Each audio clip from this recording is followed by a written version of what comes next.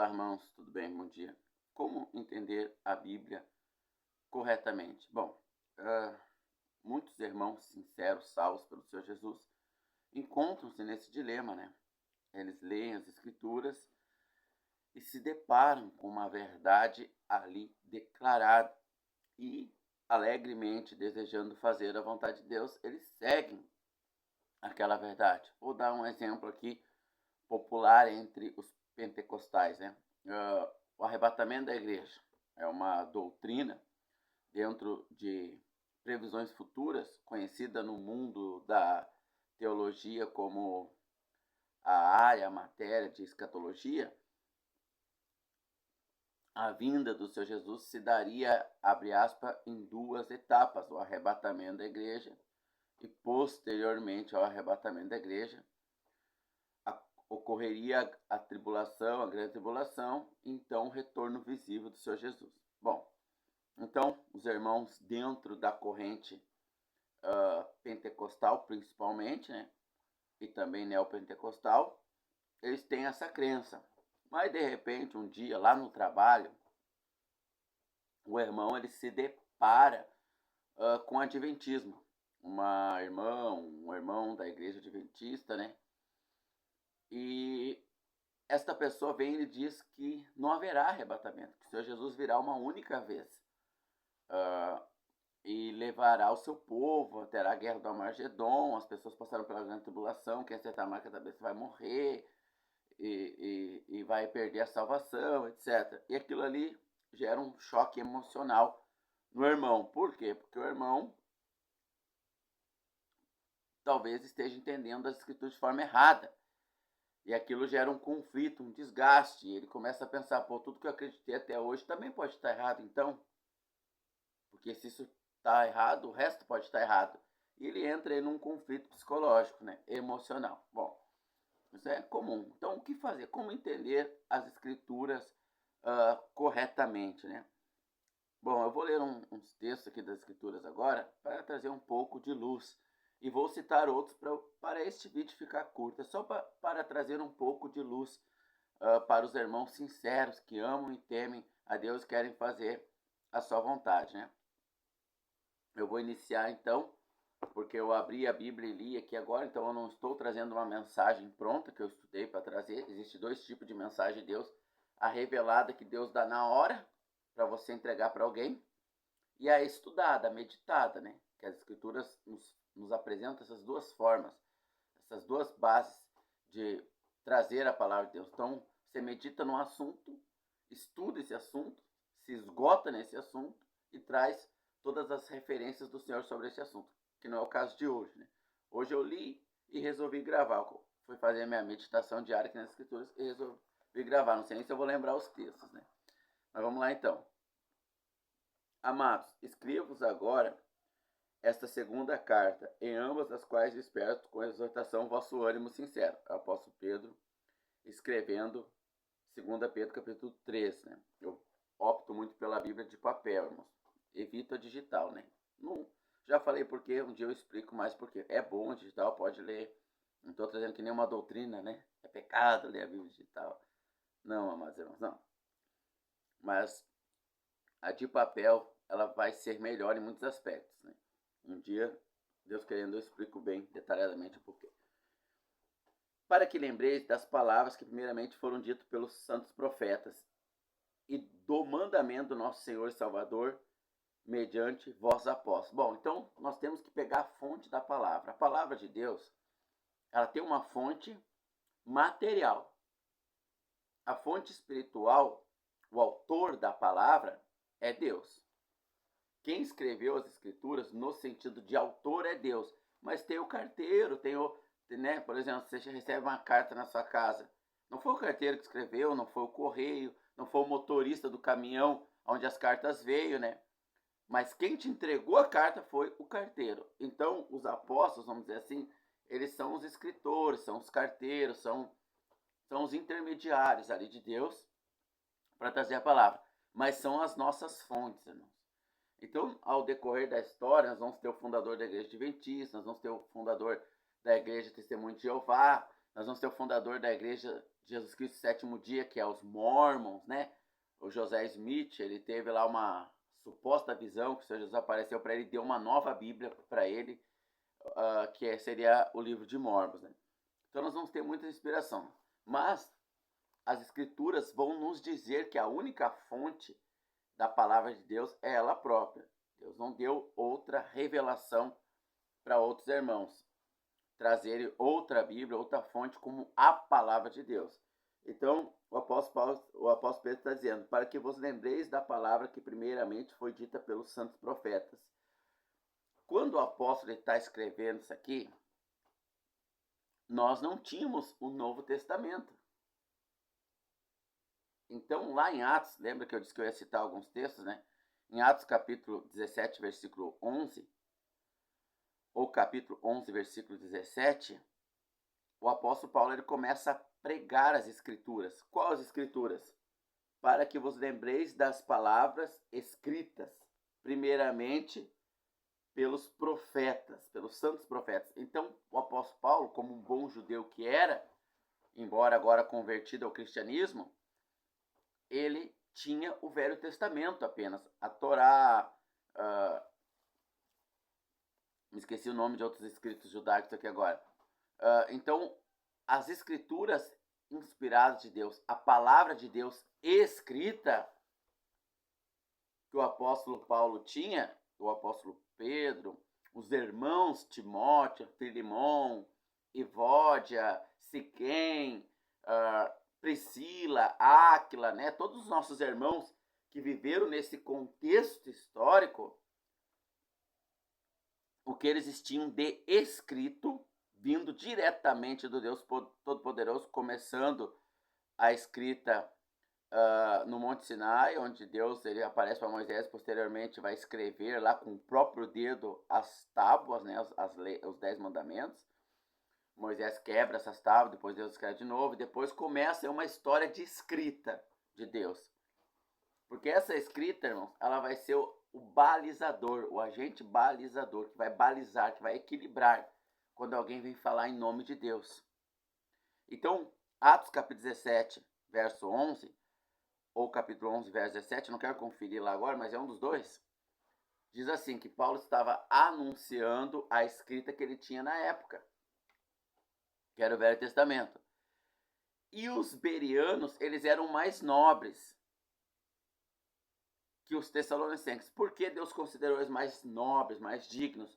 Porque eles examinavam as escrituras que se tinha na época, era o Velho Testamento, para conferir nas escrituras se o que o apóstolo Paulo estava falando realmente vinha de Deus ou não. Então, para você entender a palavra de Deus, você vai precisar de dois elementos. O novo nascimento e a comunhão com o Espírito Santo. São duas situações, mas o elemento é um. É o Espírito Santo. Então você vai precisar nascer de novo. Se você não é um irmão, esse canal é dirigido a irmãos, então você já não vai entender a palavra de Deus, porque as escrituras dizem que a palavra de Deus é loucura para os que se perdem, os que não são salvos. Então você vai ter que ter o Espírito Santo pelo novo nascimento e a comunhão, porque se você não estiver em comunhão com o Espírito Santo, Efésios 4:29 diz, não entristeça o Espírito de Deus que habita em vós, em você, né? Não entristeça. Então se você estiver fazendo algum pecado, alguma coisa errada, você abre legalidade para os espíritos malignos enganar você. Aí você está enganado, então você está entendendo errado. Então a primeira coisa é salvação, nascer de novo e comunhão com o Espírito Santo. E segundo é a palavra de Deus, escrita. Então os bereanos, eles eram mais nobres, porque eles conferiam nas escrituras para ver o que Paulo dizia estava de acordo ou não. Olha quem era Paulo. Eles botaram o apóstolo Paulo ao crivo das escrituras, né? Então continua aqui, irmãos. Continua aqui o texto. Para que vos lembrei das palavras primeiramente ditas pelos profetas e dos mandamentos do nosso Senhor Jesus Salvador, mediante os vossos apóstolos. Veja. Então nós temos dois grupos de escritores, apenas esses dois que vão trazer a palavra de Deus. Os profetas do Velho Testamento e os apóstolos do Novo. Os 13 apóstolos, 12. Não que os 12 tenham escrito, mas participaram, né? Foram testemunha ocular disso. São testemunhas, né? e o apóstolo Paulo, que é um separado à parte dos 12 para os gentios, para fora do povo judeu, para trazer a revelação da igreja, da graça, que nem Pedro conhecia, irmãos,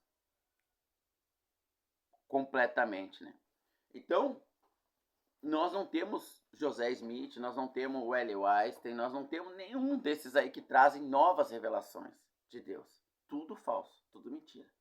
Então o apóstolo Pedro está dizendo que a revelação de Deus veio primeiramente pelos profetas e depois do nosso Senhor Jesus. Por quem? Por intermédio dos apóstolos. Por quê? Porque o Senhor Jesus não escreveu nada. Em Lucas, capítulo de número 9, verso 50 em diante, os apóstolos estão indo com Jesus para Samaria.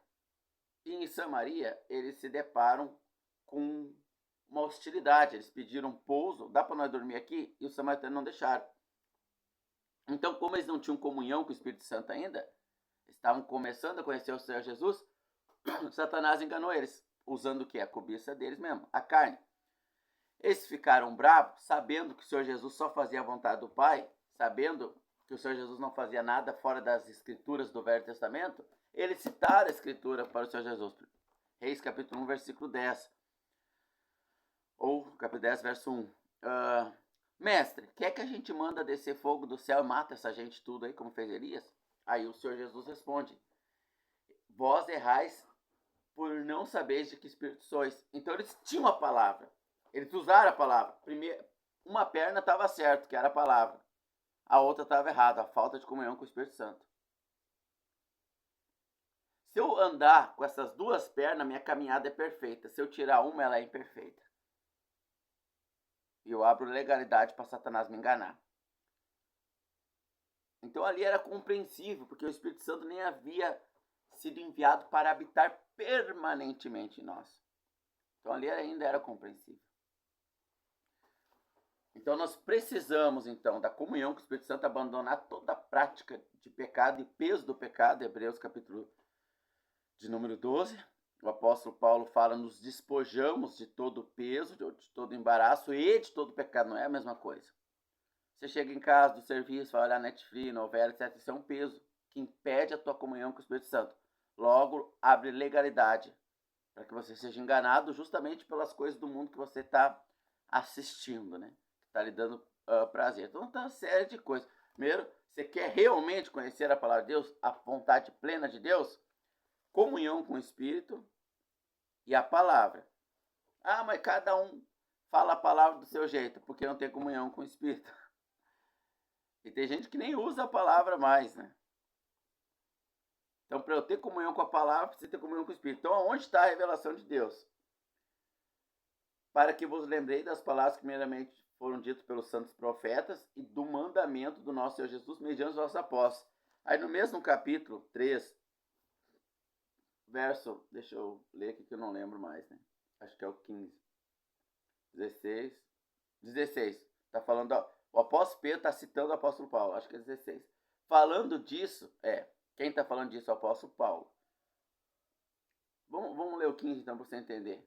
E tende por salvação a paciência do nosso Senhor Jesus, como também o nosso amado irmão Paulo vos escreveu. Quem escreveu? Vamos lá ler o verso 3. O verso 2. Para que vos lembrei das palavras que primeiramente foram ditas pelos santos profetas, foram escritas pelos profetas, e do mandamento do nosso Senhor e Salvador Jesus Cristo, mediante os vossos apóstolos. Então quem escreveu? O apóstolo Paulo. Mas é mandamento de quem? Do Senhor Jesus. Pelo mandamento do nosso Senhor Jesus, mediante os vossos apóstolos. Então Paulo está escrevendo o mandamento do Senhor Jesus. Vamos lá então, continuando. E tende por salvação a longanimidade do vosso Senhor, como também vos escreveu o nosso amado irmão Paulo, segundo o conhecimento ou a sabedoria que lhe foi dado. Então ele não escreveu nada dele, ele escreveu o que ele recebeu de Deus. Continua o verso 16. Falando disso, o apóstolo Paulo está falando, né? Como em todas as suas epístolas, escrevendo, né? Entre os quais há pontos difíceis de entendermos. Aí entra essa questão, eu citei um exemplo de vários, né? O Senhor Jesus leva a igreja primeiro, não leva, se é verdade, não é? Qual posição? Pontos difíceis de entender, irmão. Pontos difíceis. Aí continua aqui. Que os indoutos inconstantes distorce, igualmente como as demais escrituras. Quer dizer que o que o apóstolo Paulo escreveu faz parte das escrituras, como as demais. Ou seja, essa é uma escritura, assim como as demais são escrituras, como nós lemos aqui no verso 2, para que vos lembrei, primeiramente, o que foi dito pelos profetas do mandamento do nosso Senhor e Salvador Jesus Cristo, dado também aos seus apóstolos. Então, como que eu entendo a palavra do nosso Deus e não sou enganado, irmãos? Pela comunhão com o Espírito Santo, abrindo mão daquilo que entristece ele, Efésios 4:29, não entristeça, ou 30, verso 30, né? Acho que 4:29 diz, não sai de vossa boca nenhuma palavra torpe, mas somente aquelas que sejam boas para edificação, ou que deem graça aos que ouvem, né? Depende da tradução. E no verso 30, não entristeça o Espírito Santo de Deus, que em você ou em vós habita. Isso aí. Então, se eu rompo a comunhão com o Espírito Santo, logo eu não vou entender corretamente as Escrituras.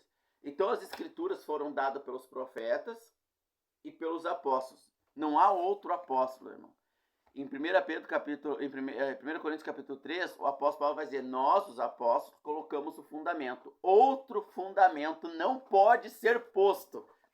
Qual é o fundamento? As Escrituras. Quem escreveu as Escrituras? Os profetas e o Senhor Jesus deu os mandamentos dele através das Escrituras, por quem? Pelos seus apóstolos. Então não existe outro apóstolo no sentido de fundamento.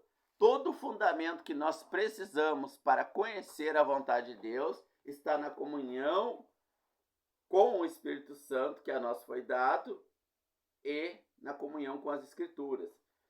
Nós não entendemos pela mente natural. O homem natural, se eu desejo muito casar, né? Eu quero muito casar, eu quero muito casar, eu quero muito casar. A minha alma está viva. É uma coisa da alma isso aí. E aí eu posso ser enganado. O desejo tem que ser equilibrado. Eu tenho uma vontade de casar, mas lembro disso de vez em quando. Então, em oração, o Espírito, ele consegue estar em comunhão com o Senhor, ouvir a vontade de Deus e buscar isso na palavra. Na palavra. E o Senhor vai preparando ali um casamento agradável a Ele. Eu quero comprar um carro, quero aumentar minha empresa, quero trabalhar em outro ramo. Comunhão com o Espírito Santo e a palavra, não existe outro. Em 1 Coríntios, capítulo de número 14, diz assim, quando vos ajunteis na igreja, a um for dado a palavra, o outro fique calado. Quando a outro for dada a palavra, o primeiro que está falando pare. E os demais julguem para ver se é assim mesmo. Então, quando um irmão ele diz, o senhor aqui, eu quero trazer uma palavra que o senhor deu, os demais devem julgar para ver se o irmão está falando da parte de Deus, através das escrituras que foram dadas pelos apóstolos. Não existe outra revelação. Deus me deu uma revelação que tu vai ficar muito rico, irmão. Não é verdade, não existe essa revelação. A revelação foi dada nas escrituras. Toda a revelação, Deus te deu? Deixa eu conferir aqui nas escrituras. Pera aí, irmão, deixa eu conferir. Então nós devemos conferir. Então a revelação, a única revelação de Deus foi dada nas escrituras por quem? Pelos profetas e pelo nosso Senhor Jesus Cristo. Então o Senhor Jesus veio trazer uma revelação nova através de quem? Dos apóstolos. Prático. Tenha comunhão com o Espírito Santo, abrindo mão daquilo que vai além da tua emoção. Tua emoção diz assim, não tem nada a ver, mas por ela, uma voz rompe essa barreira, vai um pouco mais a fundo lá no Espírito e diz, ela fala mais baixinho que a emoção.